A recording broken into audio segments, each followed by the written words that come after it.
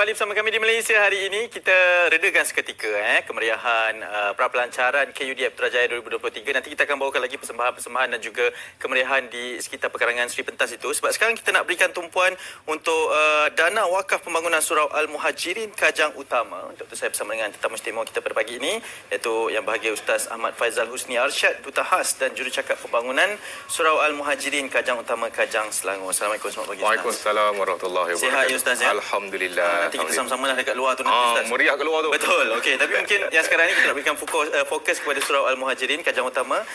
Mungkin boleh kongsikan sedikit tentang surau tersebut dan juga objektifnya pada hari ini Ustaz. Okey. Assalamualaikum warahmatullahi wabarakatuh. Alhamdulillah kita bersyukur kepada Allah dipertemukan pada pagi ini. Ya. Jadi untuk sedikit makluman bersama, Surau Al-Muhajirin ni dah lama dah. Dia dah 25 tahun beroperasi. Dan selepas 25 tahun dalam tempoh tersebut, Surau Al-Muhajirin ni kita bertambah sedikit demi sedikit sebab kepadatan penduduk. Ya. Penduduk semakin lama makin bertambah. Bila bertambah, surau tu kena capture lah dengan pertahanan tersebut. Betul. Dan sekarang Alhamdulillah sehingga kini kita boleh muatkan 2,500 Alhamdulillah. orang. Okey. Tetapi bila dah masuk dah ramai, pertambahan lagi bertambah, dia tak muat dah. Dan kita kekurangan facilities. Okey. Facilities dalam kelas, nak buat pengajian. Jadi sebenarnya visi matlamat kita sebenarnya kita nak jadikan Surau Al-Muhajirin ni seperti mana Rasulullah jadikan Masjid Nabawi. Rasulullah berhijrah, Ya. pertama Rasulullah hidupkan masjid dahulu. Betul. Apa yang buat pertamanya tempat majlis ilmu. Dan dibangun majlis ilmu dan saya salah seorang tengah mengajar dekat situ. Alhamdulillah. Saya mengajar dekat situ, jadi saya tahu perkembangan dia macam mana pun. Dari pertambahan itu. Itu pertama bila Rasulullah jadikan sebagai tempat mengambil ilmu, kita pun buat dah. Dan yang kedua di antaranya Rasulullah mengatakan pada Rasulullah jadikan tempat perbincangan. Dan perbincangan ni pula banyak orang-orang yang luar daripada karya pun guna. Ya. Pihak UKM sendiri, pihak Persatuan Penduduk sendiri, pihak student sendiri, sekolah sendiri, semua guna benda sama. Tapi bila kita tak cukup facilities tu nak menampung keseluruhan tu, jadi itulah hajat kita. Kita nak besarkan sedikit, Ya. dapatkan sedikit dana untuk pertamaan tersebut. Dan ini pun telah diluluskan oleh JAIS dan itulah matlamat kita insyaAllah. Ya, betul. Dan matlamat itu memang sangat sesuai untuk meminta sumbangan ni juga Ustaz ya. Mungkin pada ketika ini status semasa kutipan ini Ustaz. Okey, status kita anggarkan kita memerlukan 10 juta. Itu target kita. Okey. 10 juta ni selepas kita berbincang dengan desain yang kita ada, dengan kontraktor apa semua, 10 juta. Dan kita sehingga kini kita dapat 1.3 juta. Maknanya kekurangan 8.7 juta lagi. Okey. Dan target kita insya-Allah kalau bolehlah sampai hujung tahun ni kita dapat 5 juta, kita dah mulakan dah. Maksudnya kalaulah dana ini kita dapat daripada pihak tuan-tuan yang menginfakkan dana ni, Ya. bulan 1 tahun depan Januari kita dah start. Jadi pada yang menginfak tu boleh pusing-pusing tengok kawasan tu. Tengok inilah dia hasil dia. Kita akan mulakan. Tapi insyaAllah. Tapi kalau kita tak dapat, mungkin kita akan restruktur balik plan. Berkemungkinan sebab kita ikut pada jumlah yang kita dapat, Ya. ekonomi kemampuan kita lah. Itu perancangan itu. Ya, betul. Perancangan itu dengan hal tujuannya nampak clear dekat situ Ustaz. Mungkin Ya.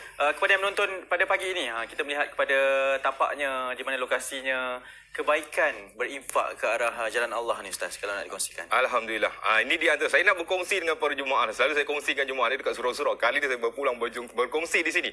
Dia sebenarnya kalau saya ambil dalam satu nasihat daripada wasiat Imam Ibnu Qudamah. Imam Ibnu Qudamah ditinggalkan satu wasiat. Dia kata kita duduk atas muka bumi ni kita kena lakukan 4 perkara. Ya. Pertama dia katakan kita duduk atas muka bumi ni kita kena berniaga. Berniaga yang dimaksudkan ini adalah perniagaan antara kita dengan Allah. Kita dengan Allah ni kita kena berniaga seperti mana Allah berfirman dalam surah Fatir ayat ke-29. Sesungguhnya orang-orang yang membaca Al-Quran, orang-orang yang menunaikan solat dan orang-orang yang menginfakkan harta ni secara terus terang ataupun diam diri, yarjuna tijaratan lan tabur. Itulah perniagaan yang paling hebat yang takkan pernah rugi. Maksudnya kita duduk di atas bumi, kita buat satu perniagaan dengan Allah, iaitu infakkan harta dan Allah nyatakan perniagaan tidak akan rugi. Yang kedua dikatakan juga dalam surah At-Taubah ayat 111. Allah berfirman, Allah membeli daripada orang-orang yang beriman, baik daripada dirinya ataupun hartanya.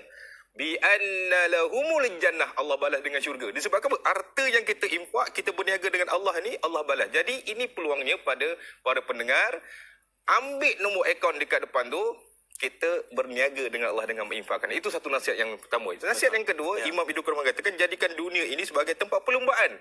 Nak berlumba apa? Dalam Al-Quran Allah tulis dalam surah Al-Baqarah ayat 148, fastabiqul khairat aina ma takunu. Berlumba-lumbalah dalam melakukan kebaikan. Antaranya apa? infak di jalan Allah. Sebab surah Al-Muhajirin ni kita buka ketika mana kita masih belum mencukup dana. Tapi bila dah cukup kita akan tutup. Jadi inilah perlumbaan yang kita duduk atas. Kita kena berlumba sebab dia nyatakan fastabiqul khairat. Bersegeralah dalam melakukan amalan. Ambil nombor akaun, bersegera dalam infak sebelum kita cukup dana, sebelum kita tutup. Itu yang kedua. Yang ketiga dalam tu juga mengatakan bumi ni kita jadikan tempat menanam. Tempat kita tanam, dia akan tumbuh di hari akhirat. Apa yang kita nak tanam? Yang kita nak tanam, kita lihat. Ada Rasulullah bagi tahu. Dalam sebuah hadis, Rasulullah SAW mengatakan, barang siapa yang membangunkan sebuah masjid ataupun kita bangunkan masjid tersebut besar sangka burung. Dalam kalau kita riwayat yang mengatakan sebagai batu-batu. Walaupun kamu menginfakkan sekecil-kecilnya, Allah balas di syurga. Maksudnya, apa yang kita nak tanam dengan harta kita tadi. Kita tanam, kita sumbang kepada surah Al-Muhajirin. Allah balas. Istana. Dan yang keempat, yang terbaik dah, dia kata, Imam Ibn Qudamah mengatakan, jatuhkan dalam bumi ni, kita atas muka bumi ni, kita sediakan satu bekalan untuk satu perjalanan cukup jauh. Perjalanan tu memang cukup jauh, taruhnya. Jadi apa yang kita nak siapkan bekalan? Bekalan tersebut, Rasulullah menyatakan apabila seseorang itu telah meninggal dunia, maka terputuslah segala amalannya. Melainkan 3 perkara. Pertama, sedekah jariah. Kedua, ilmu. Ketiga, anak. Jadi, sedekah jariah tu Rasulullah mengatakan, inilah bekalan. Bila kita siap, kita buat atas ke muka bumi, di hari akhirat kita akan senang, mudah. Walaupun jauh mana pun, beratus-ratus ribu tahun pun tak apa. Jadi bekalan itulah yang kita nak bawa. Jadi itu perkongsian dan wasiat Imam Ibn Qudamah mengatakan, inilah peluang kita untuk menginfakkan harta kita. Ada jalan-jalan dia, kita buka jalan. Itu antaranya. Baik, dan jalannya anda boleh saksikan seperti yang terpampang di kaca televisyen pada ketika ini, cara-cara untuk berinfak dan juga berwakaf bagi surah Al-Muhajirin Kajang Utama. Ustaz, terima kasih banyak. Semoga berjaya dengan tujuan utama ini bagi membina kembali dan juga membesarkan lagi lah untuk kemudahan semua. Ustaz Ahmad Faizal Husni Arsyad, Duta Khas dan Jurucakap Pembangunan Surau Al-Muhajirin Kajang Utama Kajang Selangor bersama kita di Malaysia ini. Kejap lagi kita bersama-sama di luar boleh Ustaz, insya-Allah. Juga. Terima kasih banyak. Insya-Allah bersama kita berteriak seketika. Banyak lagi perkongsian dan kemeriahan di pra-pelancaran KUD Putrajaya 2020. Bila mati seorang manusia, terputuslah amalannya kecuali 3: sedekah jariah, ilmu yang dimanfaatkan, anak soleh yang mendoakannya. Hadis riwayat Muslim. Ayuh kita perbanyakkan amalan baik ini dengan berinfak kepada dana pembinaan Surau Al-Muhajirin Kajang Utama. Semoga infak ini kita dimurahkan rezeki dan pahala, insya-Allah.